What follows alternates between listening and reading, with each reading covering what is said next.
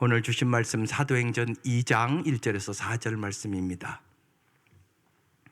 자리가 불편하신 분들은 앉아서 합독하도 되겠습니다. 다 같이 일어나셔서 합독하시고 앉겠습니다.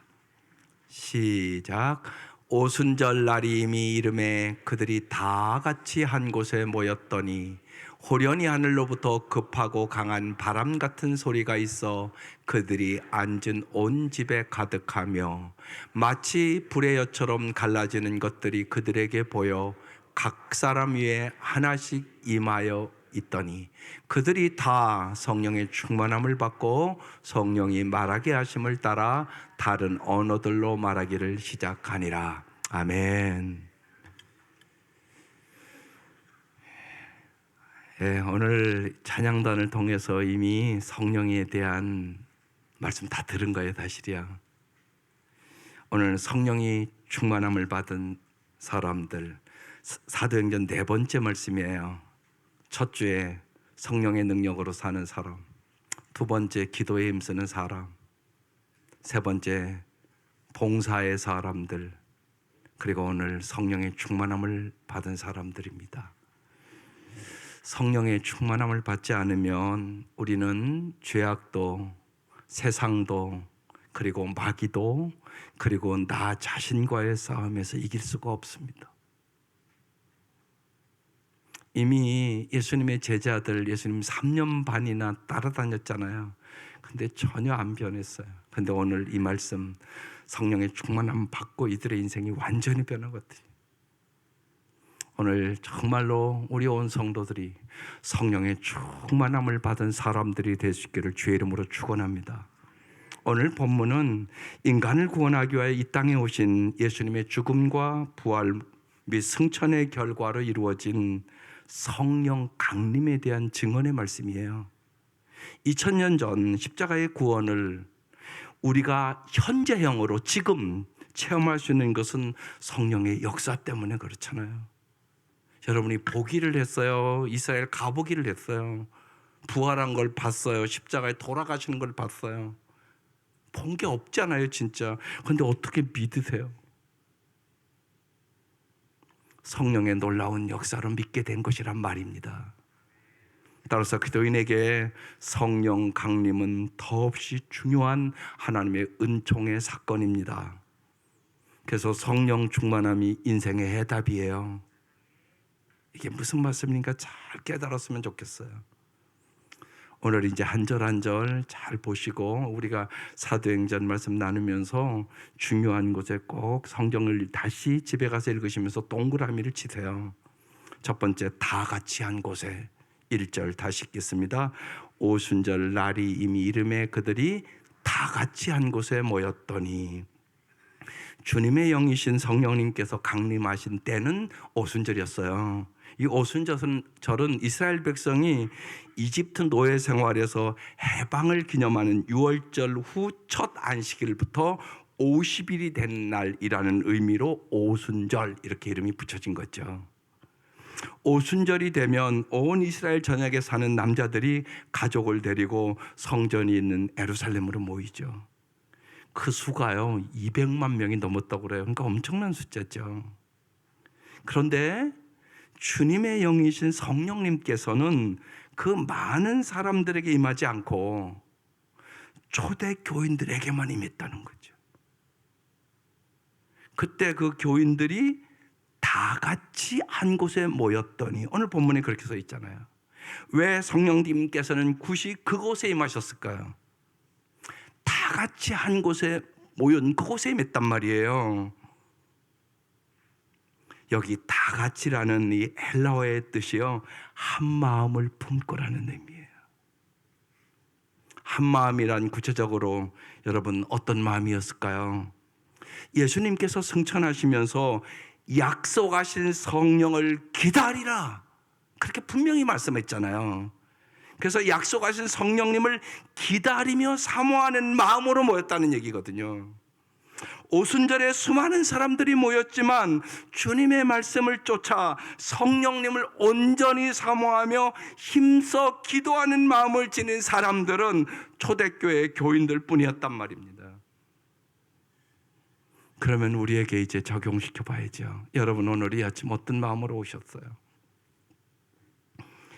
정말로 성령 충만함을 사모하고 오셨어요?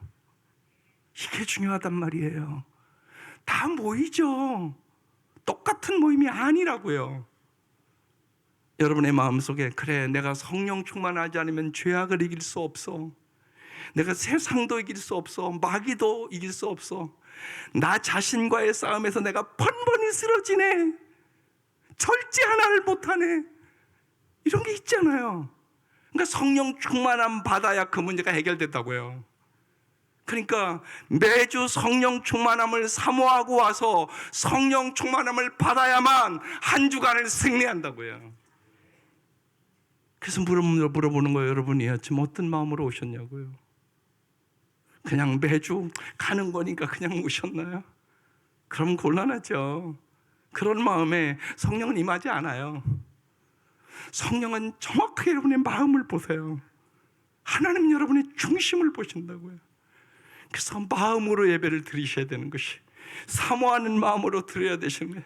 주님, 내가 주님을 만나지 않으면, 성령의 충만함을 받지 않으면 똑같이 삽니다. 성령 충만함 받아야 내가 새로운 삶을 살 수 있습니다. 성령의 충만함을 사모합니다. 이 마음으로 오셔야 된다는 것이에요. 이게 첫 번째 메시지예요. 두 번째, 하늘로부터예요. 2절입니다.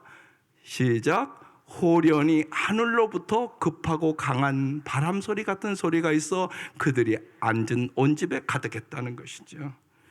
성령님은 하늘로부터 내려오셨어요.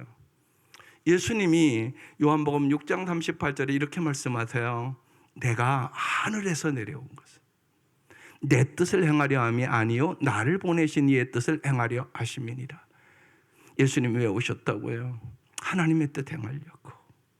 하나님의 구원과 은총은 언제나 하늘로부터, 여러분 위로부터 주어지는 거예요. 지혜도요, 위로부터 내려오는 지혜가 있고요, 땅으로부터 오는 지혜가 있습니다. 다른 거예요.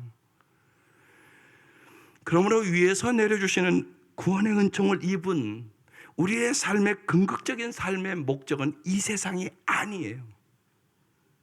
우리가 이 세상에 사는 것은 이 세상을 하나님의 나라로 일구라고 우리를 부름받은 거예요. 이게 하나님의 나라의 백성이에요. 우리가 가야 할 궁극적인 목적지도 하나님이 계시는 하나님의 나라임을 오늘 본문은 다시 우리에게 일깨워주고 있는 거죠. 하나님의 은총도, 하나님의 사랑도, 하나님의 생명도, 하나님의 말씀도, 하나님의 능력도, 인생에 대한 모든 해답도 오직 위에 계신 하나님으로부터 여러분 주어짐을 믿을 수 있기를 바라요. 오늘 여러 가지 문제를 갖고 오셨을 것이에요. 그 해답이 하나님께 있다고요. 사도 바울은 이것을 골로새 3장에서 우리에게 이렇게 증거합니다.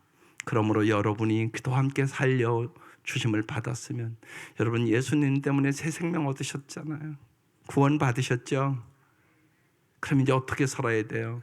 위에 있는 것을 추구하십시오. 거기에는 그도께서 하나님의 오른쪽에 앉아 계십니다.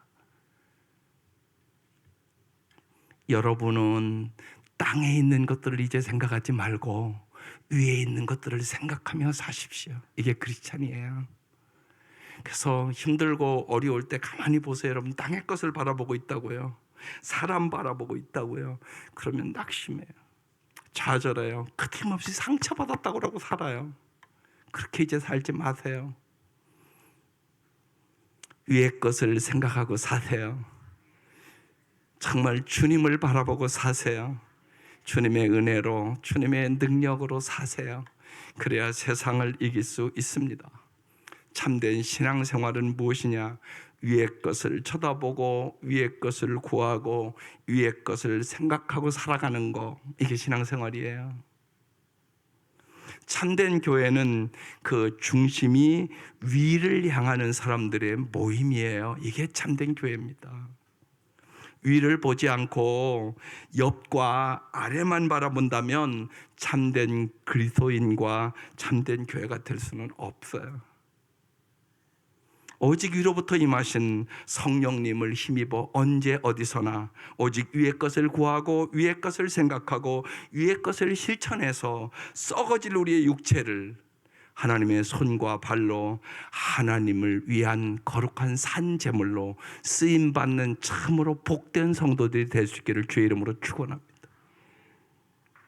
세 번째 말씀, 성령의 충만함을 받았다고 그랬어요. 다 3절 4절 다시 읽어볼게요. 마치 불의 엿처럼 갈라지는 것이 그들에게 보였어요. 각 사람 위에 한 사람 한 사람 위에 다 임했어요. 오늘 여러분 한 사람 한 사람 위에 다 성령이 임하기를 바라요. 120명이 모였는데 다 임했어요. 그리고 그들이 세상을 변화시켜요. 오늘 여기 있는 여러분에게 성령이 임하면 세상을 변화시킬 수 있어요. 그들이 다 성령의 충만함을 받았어요. 오순절 성령 강림 이전에도 성령님은 이 땅에서 인간의 삶에서 역사하셨죠.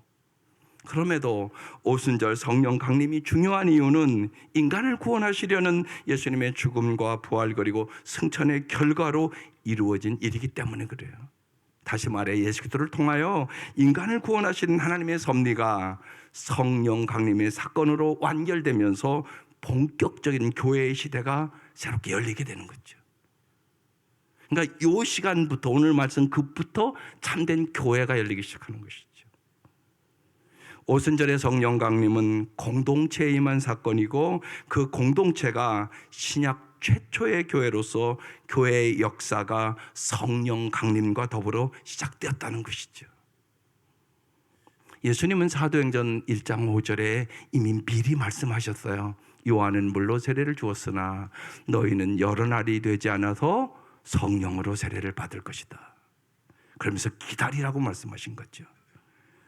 예수님이 말씀하신 성령 세례는 곧 오늘 본문의 오순절의 성령 강림을 얘기하는 것이에요. 따라서 우리가 교회가 무엇인지 그 의미를 우리는 새롭게 정의해야 돼요. 여러분 교회가 뭡니까? 교회는 단순한 사람들의 모임이 아니에요.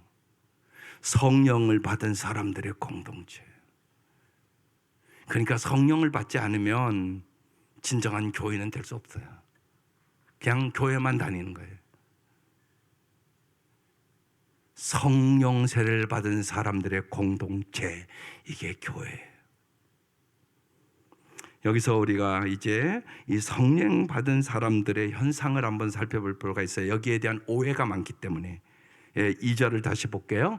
호련히 하늘로부터 급하고 강한 바람 소리 같은 소리가 있었어요. 그들이 앉은 온 집에 가득했어요. 그 소리가 마치 불의 엿처럼 갈라진 것들이 그들에게 보였어요. 그리고 각 사람 위에 하나씩 임하였어요. 그리고 그들이 다 성령의 충만함을 받았어요. 여러분 잘 보세요. 성령 세례 받을 때 즉 성령이 임하실 때 급하고 강한 바람 소리가 들리고 불의 엿처럼 갈라지는 것이 보였단 말이에요. 이 구절로 인하여 많은 사람들이 성령 세례는 반드시 신비로워야 되고 불같이 뜨거워야 된다고 여러분 이해하는 분들이 너무나 많아요.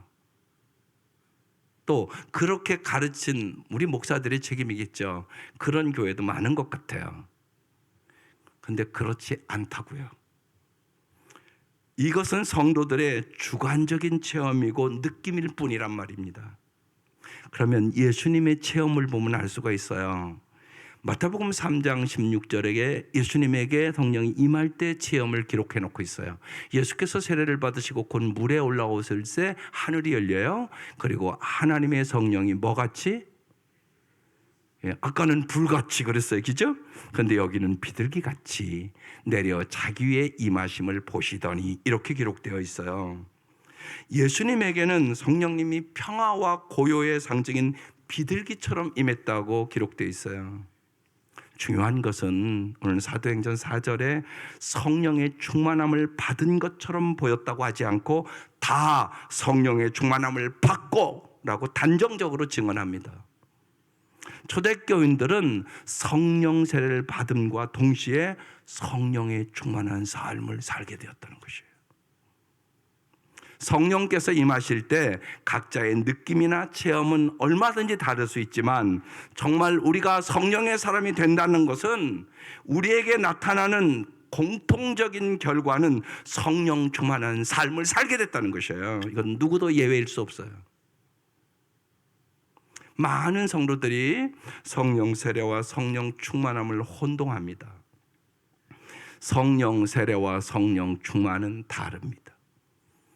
성령 세례와 성령 충만은 결혼과 사랑의 관계와 같아요. 제가 그래서 어제 주례했잖아요. 어제 우리 교회 청년 주례하고 왔는데 제가 말씀을 준비하면서 이것이 더 깊이 왔어요. 성령 세례와 성령 충만은 결혼과 사랑의 관계와 비슷하다. 쉽게 설명을 드리면 결혼은 배우자와의 일회적인 예식이에요. 그러나 사랑은요, 단 한 번에 걸친 요식행위나 이벤트가 아니에요. 서로 사랑하여 여러분 결혼만 한다고 저절로 사랑이 깊어집니까? 살아보니까 그렇습니까? 결혼하는 그 순간부터 부부는 매일 더 깊이 사랑해야 하고 날마다 사랑의 훈련을 게을리하지 말아야 되는 것입니다. 그래서 제가 꼭 주례할 때마다 얘기해요. 사랑하기 때문에 아니라 사랑하기 위하여 결혼하는 거라고. 오늘부터 이제 사랑의 훈련을 해나가는 거라고. 이제까지 연애 걸 때의 사랑은 이기적이고 자기중심적인 사랑이었다고. 오늘부터 주님이 주시는 아가페 사랑, 조건 없는 사랑을 배우기 시작하는 것이라고. 믿습니까? 여러분, 그렇게 살아야 부부간에도 행복합니다. 정말 하나님은 여러분 부부가 행복하기를 원하세요. 근데 왜 안 행복하죠? 많은 가정들이 왜 그렇게 아픔을 갖고 있죠? 날마다 더 깊이 사랑해야 하고 날마다 사랑의 훈련을 여러분이 게을리 하신 것이에요. 그래서 저도 마음 아파요. 그래서 더 간절히 주례해요. 저절로 되는 게 어디 있어요, 세상에. 여러분 죽으면 다 놓고 갈 돈도 벌려면 여러분 돈 벌기 쉬우세요? 대답 좀 해보세요. 돈 벌기 쉬우세요? 어렵죠. 그러면 여러분 돈이 중요합니까? 사랑이 중요합니까? 아시기는 다 아시네. 그럼 왜 사랑을 위해서는 돈 버는 것처럼 노력을 안 하세요? 사랑은 그냥 저절로 된다고 생각을 하시나요? 그렇지 않아요. 그렇지 않다니까요. 돈은 많이 벌었는데 사랑이 없어서 신음하는 사람들이 너무 많은 거래요. 지금 오늘 이 물질주의 사회는 더 심각한 건데요. 여러분 자녀들이 정신병으로 팍팍 쓰러져 나가는데요. 사랑을 못 받아서. 그게 현실이에요, 여러분. 그래서 오늘 말씀 중요해요. 여러분 결혼은 둘이서 한 인생을 사는 것이잖아요. 그것은요 지속적인 사랑이 없이는 행복할 수 없는 것이에요. 여러분 희생해야 사랑이 자라지. 화분 하나도 꽃을 피우려면 내가 날마다 물을 주고, 이게 물을 많이 줘야 되나 적게 줘야 되나. 여러분 선인장에 날마다 물 많이 줘봐요. 다 썩어서 다 문드러져 버리잖아요. 선인장 하나를 꽃 피우려도요 물도 적당하게 햇빛도 적당하게 마음 안 쓰면요 꽃 못 피워요. 사랑꽃은 그냥 핀다고요? 그런 일이 어디 있어요? 사랑은 희생해야 되는 것이에요. 이걸 여러분 주보 앞면에 그렇게 썼어요. 여기서 여기 내려오는데 왜 이렇게 오래 걸리죠? 다 머리로 다 알아요, 여러분. 근데 여기까지 내려오지가 않은 가정이 너무 많은 거예요. 여러분 정말 오늘 생각해 보세요. 나는 정말 내 아내를 가슴으로 사랑하나? 안 그럴 수 있잖아요. 그러면 이제 우리가 깊이 생각해 보고 정말 오늘 성령 충만함을 받으셔야 돼요. 그렇지 않으면 그냥 또 종교생활 한번 하고 간 거예요. 그리고 가정은 똑같은 거예요. 그게 아니라고요. 성령 세례와 성령 충만함은 이와 같아요. 성령 세례는 평생 한 번 받는 것이죠. 성령 충만함은 날마다 지속적으로 받아야 되는 것이죠. 사랑 없는 결혼 생활이 당사자들의 삶을 황폐하게 만들듯 성령 충만함이 없는 삶이란 기도인의 영성을 고갈시킬 뿐이에요. 신앙생활이 하나도 안 기뻐요. 그냥 교회만 왔다 갔다 할 수 있다고요. 진짜 그건 아니에요. 부부간의 지속적인 사랑이 정상적인 결혼 생활을 가능케 하듯이 성령 충만함이 성령 세례받은 사람들의 삶을 온전하게 이끌어주는 원동력이 됨을 믿을 수 있기를 바랍니다. 이게 원동력이에요. 이게요.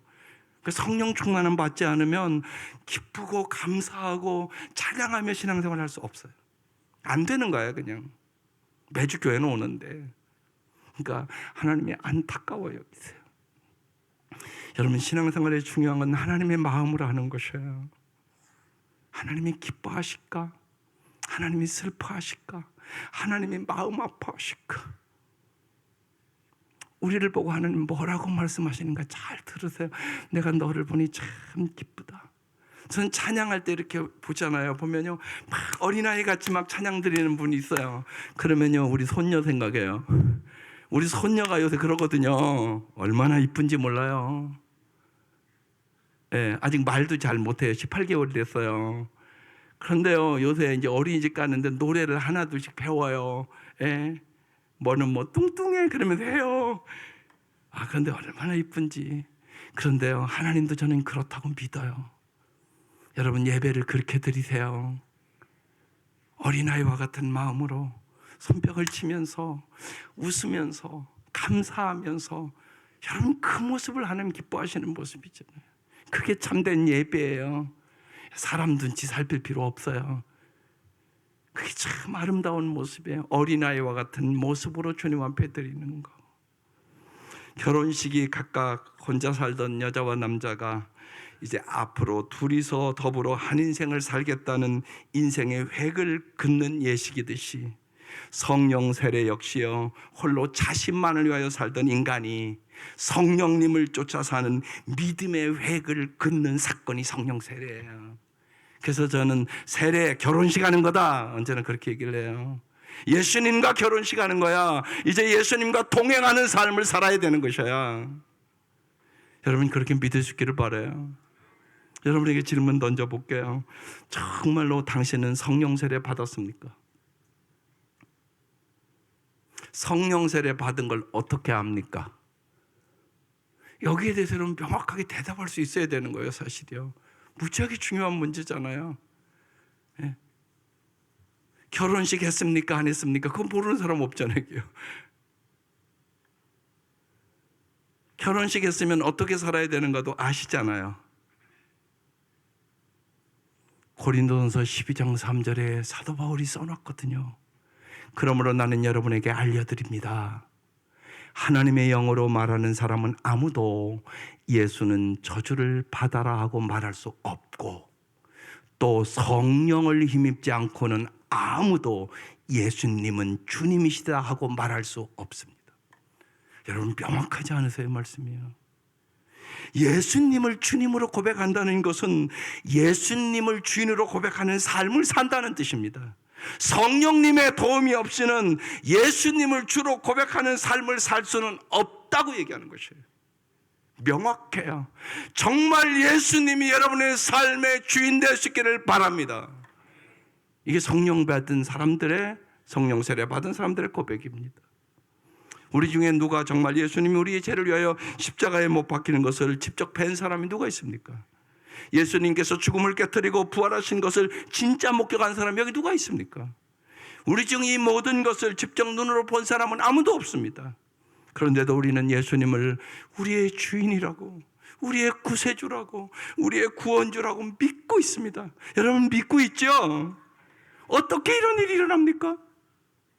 성령님이 임하셨기 때문에 일어난 일이란 말입니다. 성령 세례를 받았기 때문에 일어난 일이란 말입니다. 이제 우리에게 남은 것은 성령 충만한 삶을 사는 것입니다. 성령 충만한 삶이란 마치 결혼한 부부가 서로 사랑하면서 함께 살듯 성령님과 동거하는 것입니다.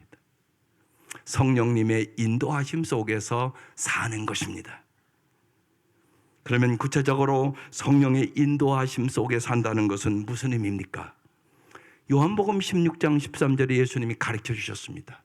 그러나 진리의 성령이 오시면 그가 너희를 모든 진리 가운데로 인도할 거다. 그가 스스로 말하지 않고 오직 들은 것을 말하며 장래일을 너희에게 알리시리라. 성령님의 역할은 우리를 진리 가운데로 인도해 주시는 것입니다. 따라서 성령의 인도하심 속에 산다는 것은 진리 가운데 사는 것을 말하는 것입니다. 요한복음 14장 6절 우리 성도들이 잘 아는 말씀 아닙니까? 예수께서 이르시되 내가 곧 길이요 진리요 생명이니 나로 말미암지 않고는 아버지께로 올 자가 없느니라. 예수님이 진리요, 예수님의 모든 말씀이 진리입니다. 그래서 예수님은 우리에게 이렇게 말씀하십니다. 요한복음 14장 26절에 그러나 보혜사 곧 아버지께서 내 이름으로 보내실 성령께서 너에게 모든 것을 가르쳐 주실 것이며 또 내가 너에게 말한 모든 것을 생각나게 하실 것이다. 여러분, 성령님의 가르침을 받아 살 수 있기를 바랍니다. 그때 우리는 아름다운 삶을 살아갈 수 있게 되는 것입니다. 성령 충만한 삶이란 성령님의 도우심 속에서 예수님의 말씀 속에 거하며 그 말씀을 쫓아 사는 것입니다. 이게 정확한 정의입니다. 말씀을 떠나 신비한 능력을 행하고 여러분 밤을 새워 기도할지라도 또 청산유수처럼 여러분 말로 기도를 잘한다 해도 여러분 그것이 성령 충만한 삶이 아닙니다. 매사에 말씀을 쫓아 사는 사람이 성령 충만한 사람입니다. 날마다 부딪힙니다. 아내 여러분, 남편이 속상하게 하는 때가 있죠.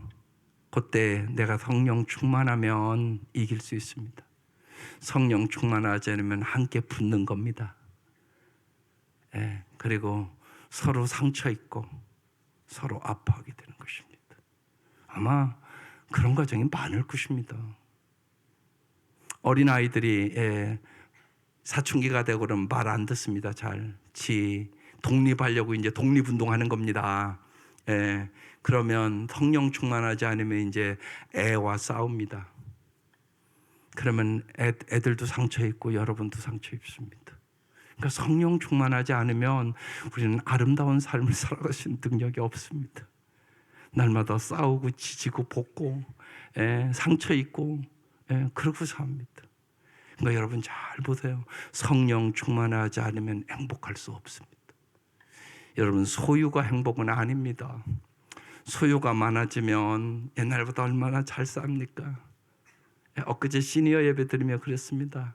나 어렸을 때 우리 집은 텔레비가 없어서 텔레비 보려고 이웃집 갔다고 가서 멍석 가르는 데서 무릎 꿇고 그 집만 텔레비 있으니까 그 마을에 텔레비 그렇게 봤습니다. 여기 그런 집 한 집도 없습니다. 젊은 사람들은 가면 극장 갔습니다. 하도 큰 텔레비 해놔서. 여러분 그렇게 잘 삽니다. 그래서 정말 행복하십니까? 그래서 정말 평안하십니까? 여러분 편안은 돈으로 살 수 있습니다.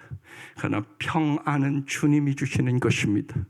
평안이 축복입니다. 그걸 우리는 깊이 깨닫게 하기 위하여 성령 충만함을 주시겠다고 말씀하는 거예요.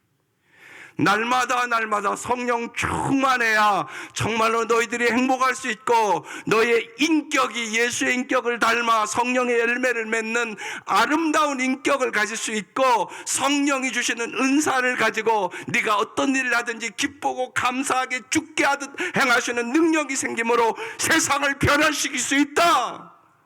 그 얘기하시는 거예요. 이게 성령 충만한 삶만이 말씀의 진리의 말씀의 지배를 받으면서 승리하는 삶을 살아갈 수 있게 되는 것입니다.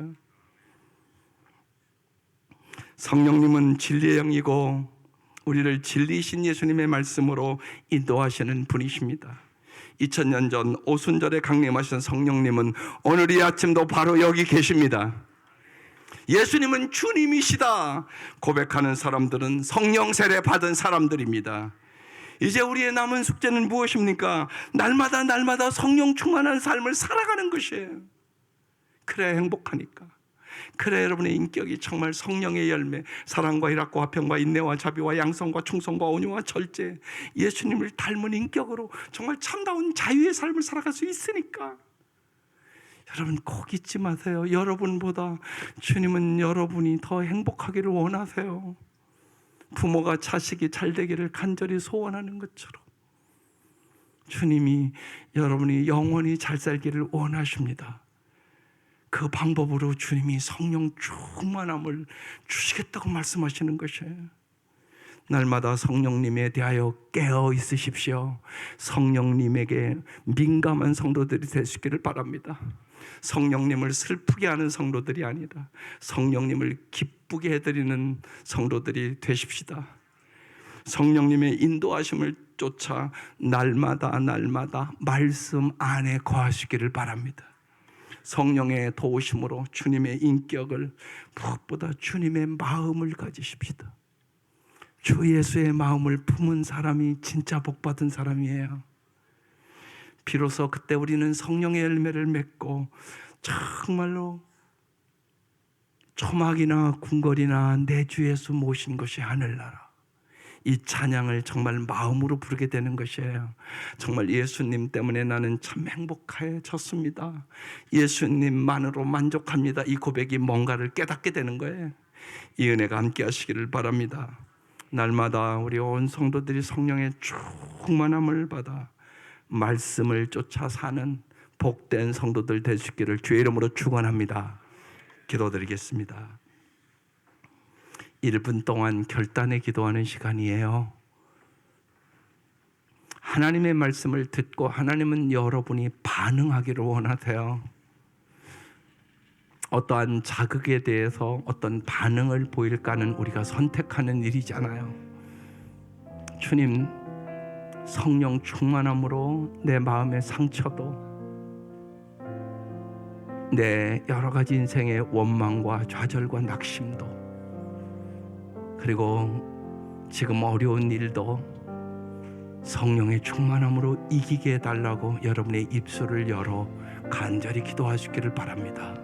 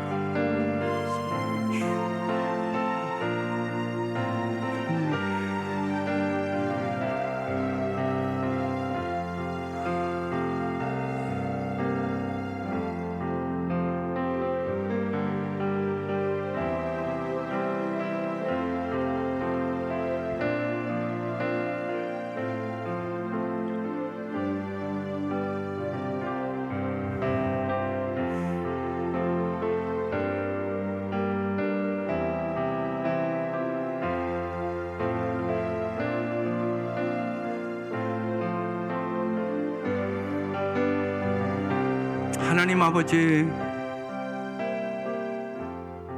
진실로 주님 앞에 간절히 기도드립니다. 내 힘으로는 내가 변화될 수가 없습니다. 하나님, 진실로 먼저 저희들의 가정에서 좋은 남편이 되게 하여 주시옵소서. 참으로 좋은 아내들이 되게 하여 주시옵소서. 그래야 정말로 우리의 자녀들이 우리 때문에 행복한 자녀들이 되게 하여 주시옵소서. 오직 성령의 놀라운 역사가 없이는 하나님, 우리가 아무것도 할 수 없음을 고백합니다. 우리에게 성령의 충만함을 부어주셔서 진실로 가정을, 교회를, 세상을 아름답게 하는 삶을 살아갈 수 있도록 날마다 성령의 충만함을 부어주시고 주의 진리의 말씀대로 살게 하여 주옵소서. 예수님 이름으로 기도드립니다. 아멘.